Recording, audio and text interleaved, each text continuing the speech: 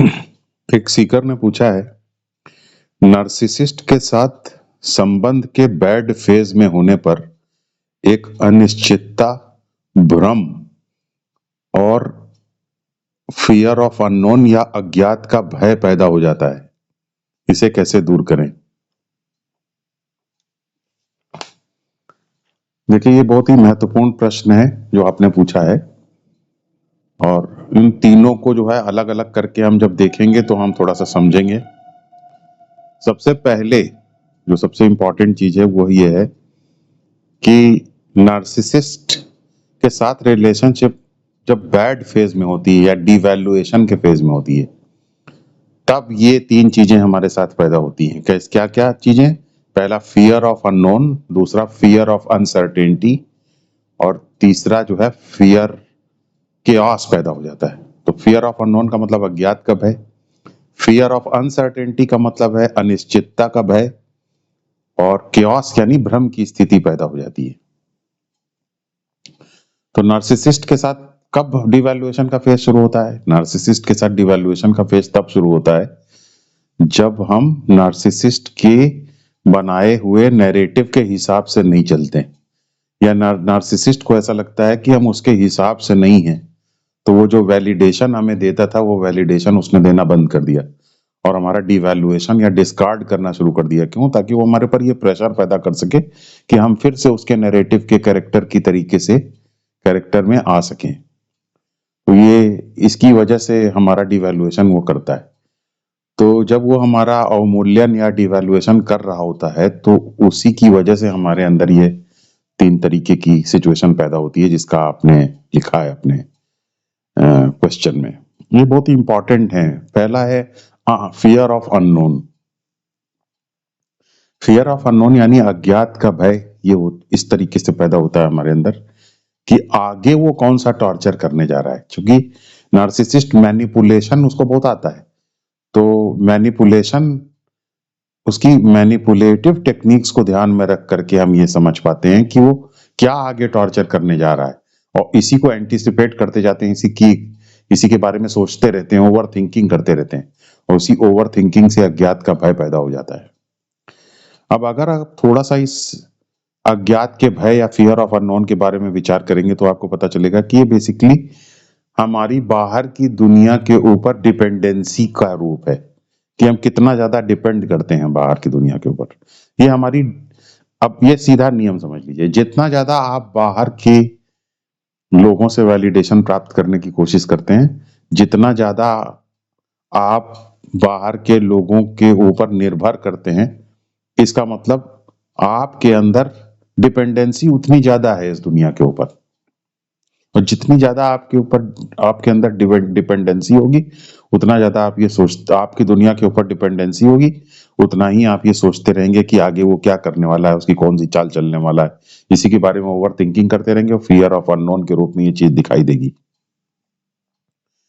तो आखिर हम अपनी डिपेंडेंसी को कैसे कम कर सकते हैं बाहर की दुनिया के ऊपर? हम अपनी डिपेंडेंसी को तभी कम कर सकते हैं जब हमारे अंदर एक इनर मैकेनिज्म हो, आंतरिक मैकेनिज्म हो, एक आंतरिक स्पिरिचुअल मैकेनिज्म हो, जिस मैकेनिज्म से हम अपने अंदर से हैप्पीनेस को प्राप्त करने की कोशिश कर सकें, अपने अंदर की हैप्पीनेस को महसूस कर सके। उसका मैं तरीका बताऊंगा अपने अंदर से, अभी इसी वीडियो में बात करूंगा इसके बारे में। तो हम अपने अंदर हैप्पीनेस का एक मैकेनिज्म जितना डेवलप कर पाएंगे, उतना बाहर की चीजें हमारे लिए अनइम्पोर्टेंट होती जाएंगी। जितना बाहर की चीजें हमारे लिए अनइम्पोर्टेंट, बाहर की चीजें हमारे लिए महत्वपूर्ण क्यों है? क्योंकि वो हमारी हैप्पीनेस के ऊपर, हम अपनी हैप्पीनेस के लिए उनके ऊपर निर्भर करते हैं।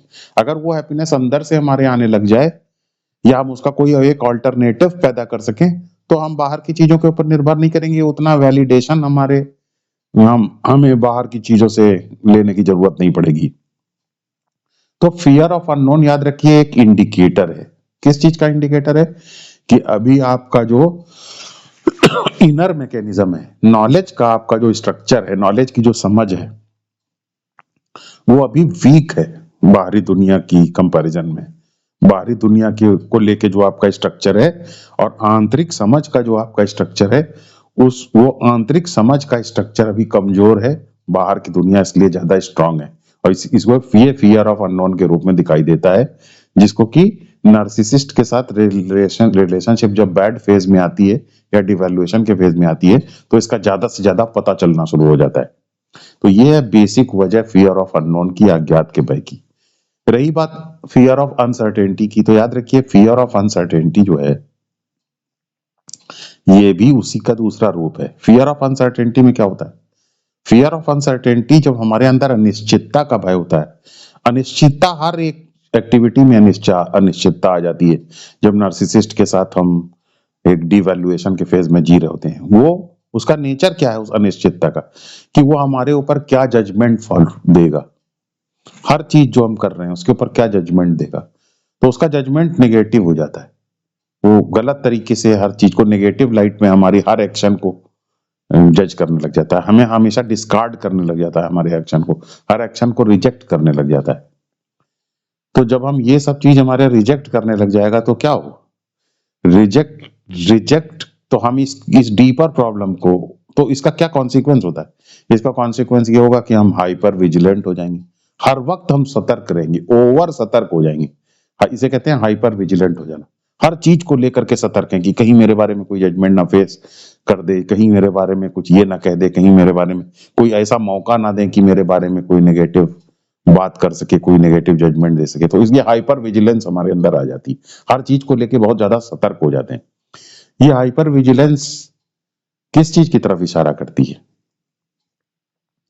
ये उतना नार्सिसिस्ट की तरफ नहीं इशारा करती है जितना एक दूसरे चीज की तरफ इशारा करती है। ये हमारे अंदर की शेम को या शर्मिंदगी की तरफ इशारा करती है। हमारे अंदर शर्मिंदगी किस चीज की है? हमारे अंदर शर्मिंदगी है हमारे सप्रेस्ड सेल्फ को, सप्रेस्ड सेल्फ की, जिन हमारी चीजों को प्रॉपर अप्रिसिएशन नहीं मिला है, उन चीजों को लेकर के हमारे अंदर जो शर्मिंदगी है, वही शर्मिंदगी नार्सिसिस्ट के डिवैल्यूएशन के फेज में सामने आ जाती। अब इस शर्मिंदगी को कैसे दूर किया जा सकता है? शर्मिंदगी को दूर करने का तरीका है शर्मिंदगी को फेस करना, शर्मिंदगी के ऊपर कोई जजमेंट नहीं पास करना। शर्मिंदगी एक तरीके का इंडिकेटर है। किस चीज का इंडिकेटर है शर्मिंदगी?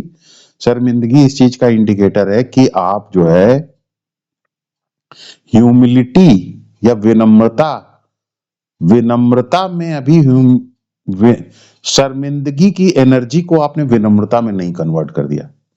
अगर शर्मिंदगी की एनर्जी को आप शर्मिंदगी की एनर्जी को हम विनम्रता में कन्वर्ट कर सकते हैं। जितना हम ज्यादा विनम्र होते जाएंगे उतना ज्यादा शर्मिंदगी कम होती जाएगी, उतना आसानी से हम अपने सप्रेस्ड सेल्फ को फेस कर पाएंगे।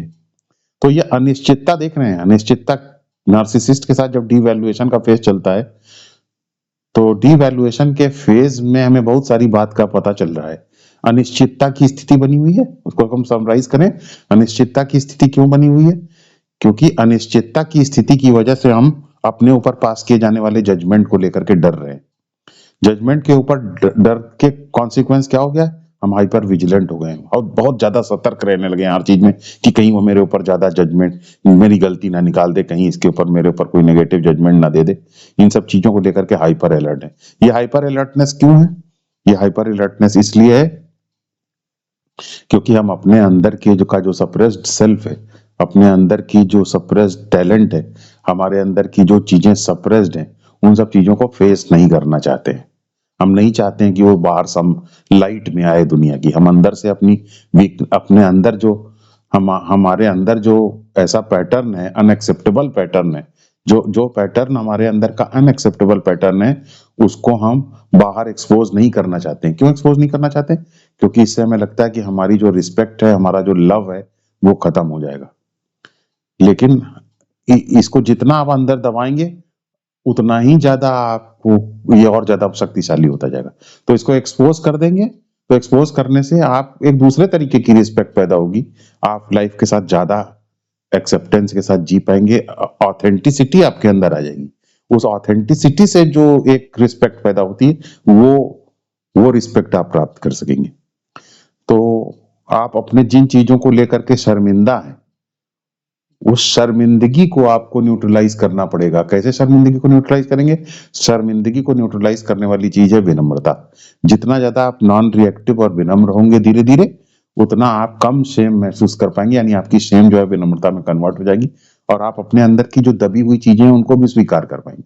जितना आप ऑथेंटिक होते जाएंगे तो आपका अनसर्टेनिटी का फियर, दूसरे के जजमेंट का फियर उसी रेशियो में कम होता चला जाएगा। तो ये एक रास्ता है जो हमें देखना होगा।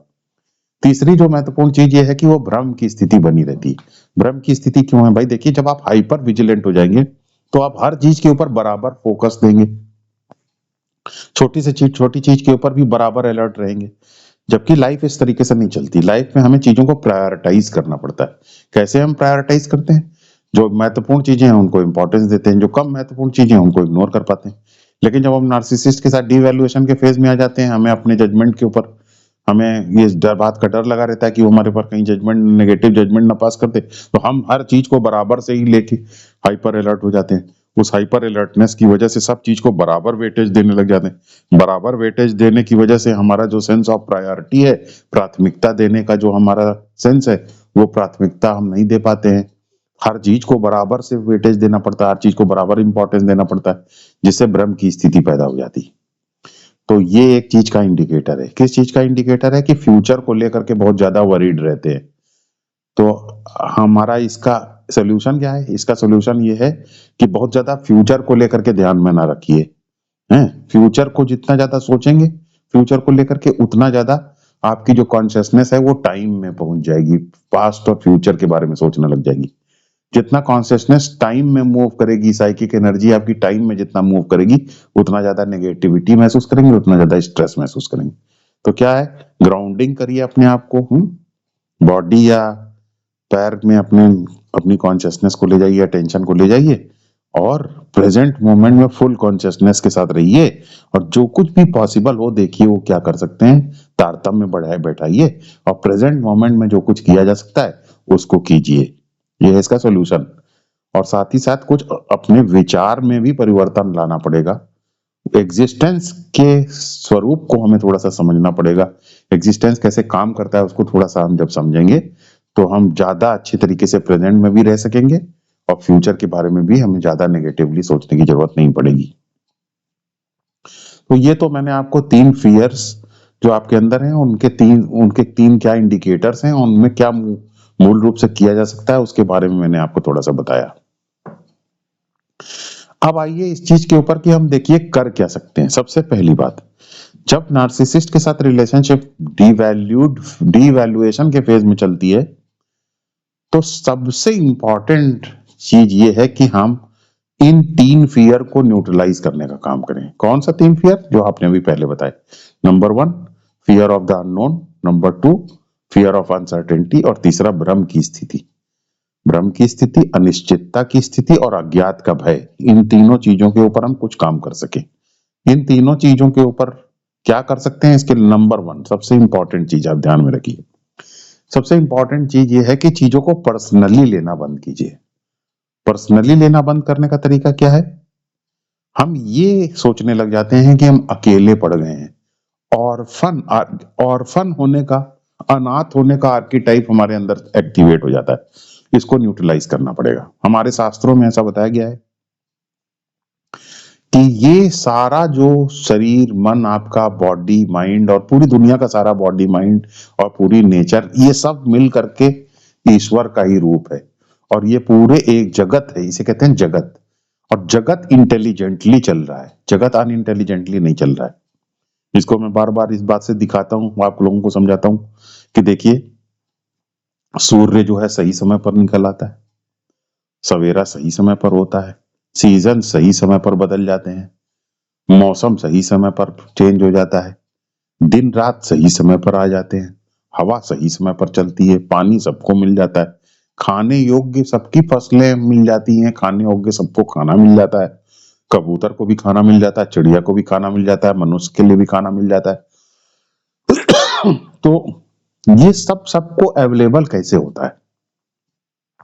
सूरज कैसे सही समय पर निकल आता है? ये अपने आप नहीं निकल सकता है। ये सृष्टि इंटेलिजेंटली चल रही है, इस वजह से निकल आता है। आप किसी भी चीज को देखिए, स्टडी कर सकते हैं। आप कोई भी फूल भी देखिए तो फूल को स्टडी कर लेते हैं, हम पूरा स्टडी कर सकते हैं। फूल की इसी स्टडी को हम बॉटनी में करते हैं। किसी भी एनिमल के ऊपर हम स्टडी कर सकते हैं। किसी भी चीज को स्टडी तभी किया जा सकता है जब वो इंटेलिजेंटली पुट टुगेदर हो। तो ये पूरी सृष्टि इंटेलिजेंटली पुट टुगेदर है। सूर्य जो है अपने आप नहीं निकलता है, सूर्य का एक क्रिएटर है, क्रिएटर क्रिएटर उसको निकालता है। नियंता इस जगत को चला रहा है नियम के द्वारा। तो जब हम ये समझ जाते हैं तो क्या ये जगत और नियंता के बीच में कोई फर्क है? नहीं, जगत और नियंता एक ही, ईश्वर ही सृष्टि के रूप में मौजूद है, ऐसा हमारा शास्त्र कहता है। जो कि बहुत ही बड़ा वैज्ञानिक इंटरप्रिटेशन है इसका, कि जगत में और ईश्वर में कोई अंतर नहीं है, दोनों एक ही। जगत ही ईश्वर के रूप में विद्यमान है, इंटेलिजेंटली पुट टुगेदर है जगत। तो अब जब सूरज सही समय पर निकल सकता है, सीजन सही समय पर निकल सकते हैं, सब चीज सही समय पर बदलते हैं, सब कुछ इंटेलिजेंटली पुट टुगेदर है, तो क्या मेरी लाइफ इंटेलिजेंटली पुट टुगेदर नहीं होगी? क्योंकि हम भी तो उसी जगत में हैं। हाँ, मेरी लाइफ भी इंटेलिजेंटली पुट टुगेदर है। तो जब मेरी लाइफ इंटेलिजेंटली पुट टुगेदर है तो इसका मतलब क्या हुआ?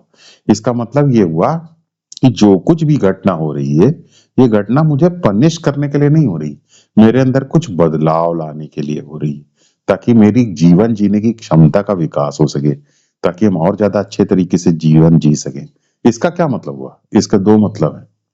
पहला, कि ये जो एग्जिस्ट जगत है, दुनिया है, ये अपने आप में कोई एंड नहीं है, ये एक मीन्स है, मीन्स साधन। इसका, ये जगत जो है इसका कोई अपने में उद्देश्य नहीं है। ज्यादातर लोग इसको अपने में ही एक उद्देश्य समझ करके जीने लग जाते हैं और इसी के अंदर पूरा अपना आशियाना बसा लेते हैं। नहीं, ये जगत जो है ये अपने आप में कोई उद्देश्य नहीं है, ये एक उद्देश्य को, दूसरे उद्देश्य को प्राप्त करने का एक माध्यम है। कौन सा दूसरा उद्देश्य? हमारे आत्म विकास का उद्देश्य।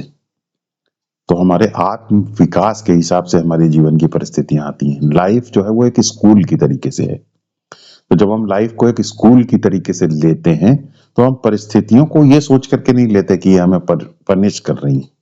हम परिस्थितियों को ये सोच करके लेते हैं कि परिस्थितियां इंटेलिजेंटली पुट टुगेदर हैं और ये हमें कुछ मैसेज देना चाहती हैं। तब हम उस मैसेज लेने की दृष्टि से देखते हैं। तब हम देखते हैं कि हमें अपना आत्म विकास करना होगा। हम अनकनेक्टेड नहीं है एग्जिस्टेंस के साथ। जैसे ऑर्डर सूर्य को चला रहा है, हवाओं को चला रहा है, वैसे ही मेरे जीवन को भी वही चला रहा है। ऐसे में अपने जीवन की चिंताओं को, एग्जिस्टेंस को समर्पित कर देते हैं। इस प्रकार अपने जीवन की चिंताओं को और अपने जीवन के डर को, अपने जीवन की सारी परेशानियों को एग्जिस्टेंस को समर्पित कर देना, इसे कहते हैं कर्म योग, इसे कहते हैं प्रसाद बुद्धि। तो मैं जो भी कुछ कर रहा हूं वो भगवान मुझसे करा रहा है, उसको भगवान को समर्पित कर देता हूं। उसके बदले में मेरी जिंदगी में जो भी कुछ चीजें आती हैं उसको मैं स्वीकार कर लेता हूं। इसे कहते हैं प्रसाद बुद्धि। जो मुझे मैं कर रहा हूं वो भगवान के ऊपर चढ़ा रहा हूं और जो मुझे मिल मिल रहा है वो उसको मैं स्वीकार कर ले रहा हूं। इसे कहते हैं प्रसाद बुद्धि। जैसे मंदिर में जाते हैं तो पहले हम जो है क्या है, अर्पण कर देते हैं, पांचल अर्पण कर दिया, जो फूल अर्पण कर दिया। वैसे ही आप क्या है, जीवन रूपी मंदिर में जब पूरे एग्जिस्टेंस को एक भगवान समझेंगे तो जीवन मंदिर बन जाएगा। वहां आपने जो भी कमी है, डर है, वो आपने अर्पण कर दिया, उसके बदले में हमें जो भी मिला उसको प्रसाद के रूप में ग्रहण कर लिया। इसे कहते हैं प्रसाद बुद्धि। तो जब हम ईश्वर में भरोसा करते हैं, एग्जिस्टेंस की इंटेलिजेंस को देख करके, कोई शास्त्र को इसको पढ़ने के लिए जरूरत नहीं है, सिर्फ एग्जिस्टेंस को देख के ही लग रहा है कि ये क्रिएटेड एग्जिस्टेंस है, क्योंकि ये सब चीजें इंटेलिजेंटली मौजूद है। तो हमारी जीवन भी इंटेलिजेंटली पुट टुगेदर है, क्योंकि हम भी उसी एग्जिस्टेंस में जी रहे हैं। इस ये चीज जब हम समझ जाते हैं तो इसका मतलब मेरे अंदर ट्रस्ट है। जिसके अंदर ट्रस्ट नहीं होगा, याद रखिए, उसको सबसे पहला इंडिकेटर ट्रस्ट ना होने का है फियर ऑफ अननोन। जिसको ट्रस्ट है एग्जिस्टेंस में, वही फियर ऑफ अननोन को दूर कर पाएगा, अज्ञात के भय को दूर कर पाएगा। तो मैं एग्जिस्टेंस में, मेरा ट्रस्ट है, एग्जिस्टेंस की इंटेलिजेंस में मेरा ट्रस्ट है। जैसे एग्जिस्टेंस सबका जीवन चला रहा है वैसे ही मेरा भी जीवन चलाएगा। किसी के बिना ये एग्जिस्टेंस कभी नहीं रुका, हमेशा चलता रहा, वैसे ही ये सब हमेशा चलता रहेगा। इसका मतलब ये है कि कोई भी परिस्थिति ऐसी हो, एग्जिस्टेंस हमेशा चलता रहेगा और मैं भी उसी में चलता रहूंगा। ऐसा कहना, मानना ट्रस्ट है। इससे अज्ञात का भय दूर हो जाता है और हम कनेक्टेड हो जाते हैं, चीजों को पर्सनली लेना बंद कर देते हैं। अपने एग्जिस्टेंस को रैंडमली लेना बंद कर देते हैं, एग्जिस्टेंस के अंदर एक स्ट्रेंजर की तरीके से महसूस करना बंद कर देते हैं। ये सारा क्योर है उस एग्जिस्टेंशियल फिलॉसफी का जिसे वेस्ट ने दे करके पूरी दुनिया भर को कंफ्यूज कर दिया और पूरी दुनिया को पेसिमिस्टिक बना दिया, निराशावादी बना दिया। ये उसी निराशावाद का इलाज है, एग्जिस्टेंस के साथ कनेक्टेड महसूस करना, एग्जिस्टेंस के ऊपर ट्रस्ट करना, एग्जिस्टेंस को एक स्कूल की तरह से लेना। एग्जिस्टेंस एक मीन्स है एक एंड को पाने का, एग्जिस्टेंस अपने आप में खुद एक एंड नहीं है। एग्जिस्टेंस यानी जगत जो है वो एक मीन्स है, एक साधन है किसी उद्देश्य को प्राप्त करने का। वो अपने आप में कोई उद्देश्य नहीं, वो एक साधन है किसी दूसरे उद्देश्य को प्राप्त करने का। वो उद्देश्य क्या है? आत्म विकास, आत्मज्ञान, अपने रियल सेल्फ की समझ।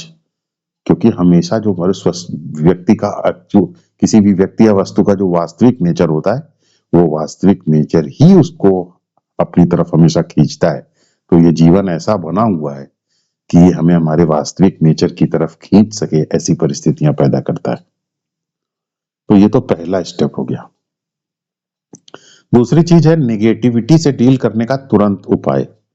याद रखिए, आप शरीर मन से अलग हैं, आप अपने शरीर और मन से अलग हैं। शरीर मन हमेशा बदलता रहता है, आप उस बदलाव को देखने वाले हैं, इसलिए आप शरीर मन से अलग हैं।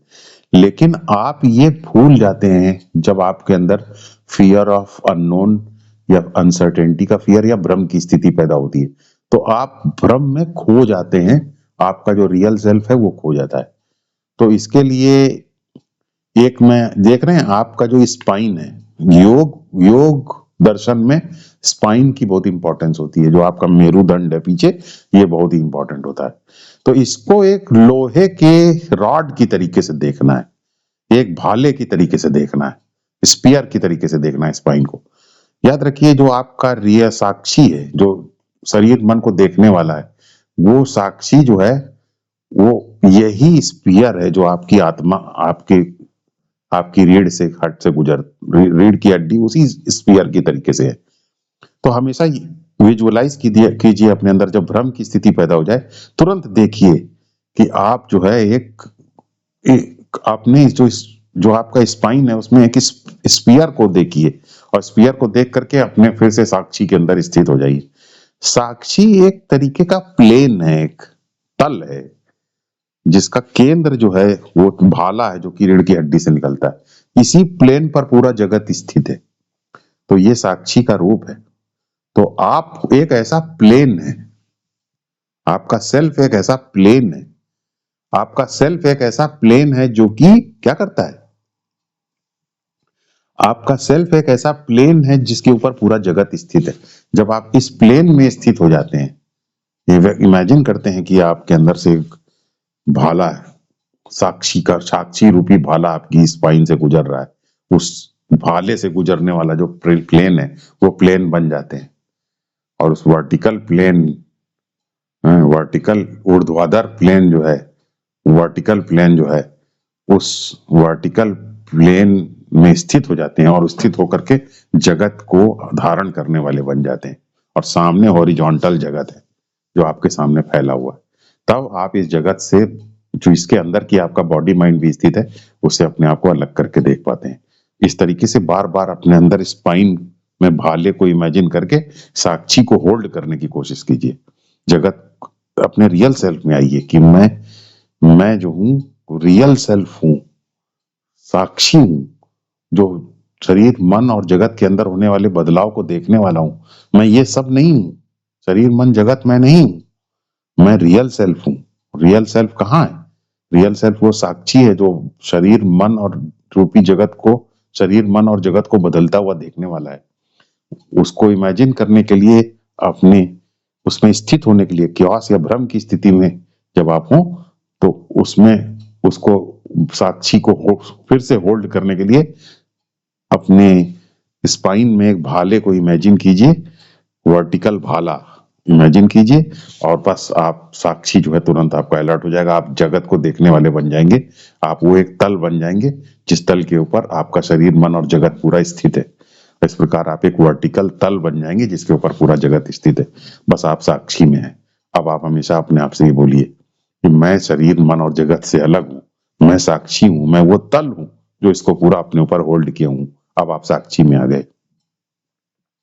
तो इस तरीके से जब आप साक्षी में आ जाते हैं तो नेगेटिविटी तुरंत गायब हो जाती है। नेगेटिविटी होती ही इसीलिए है क्योंकि आप नेगेटिविटी होती ही इसीलिए है, नेगेटिविटी के होने की वजह ही यही है क्योंकि आप जो है अपने साक्षी को भूल जाते हैं। साक्षी भ्रम की स्थिति में जगत में घुल मिल जाता है। जब आप उसको फिर से अलग कर लेंगे बस तब आप अपनी नेगेटिविटी से डील कर पाएंगे।